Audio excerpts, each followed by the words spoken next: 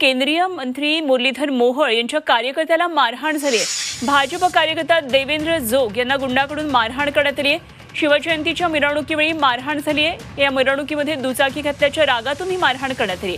आरोपी गुंड गजा मारण्याच्या गँगचे असल्याची माहिती कळते। कोथरूड पोलीस स्टेशनमध्ये या संदर्भातला आता गुन्हा दाखल झालाय आणि 3 जण पोलिसांच्या ताब्यात आहेत। केंद्रीय राज्यमंत्री मुरलीधर मोहोळ यांच्या कार्यकर्त्याला पुण्यामधल्या गुंडांनी मारहाण केली आहे। हे आरोपी कुख्यात गुंड गजा मारण्याशी संबंधित असल्याचं कळतंय।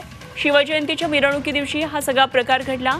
व्यवसायाने सॉफ्टवेअर इंजिनियर असलेले देवेंद्र पुरुषोत्तम जोग स्वतःच्या दुचाकीवरून घरी जात होते आणि मिरवणूक सुरू असताना मिरवणुकीच्या मध्ये गाडी घातली म्हणून मिरवणूक काढणाऱ्या तरुणांनी त्यांना बेदम मारहाण केली आणि मारहाण करणाऱ्यांच्या विरोधात कोथरूड पोलीस स्टेशनमध्ये गुन्हा दाखल करण्यात आलाय। तिघांना या संदर्भात अटक झाली आहे।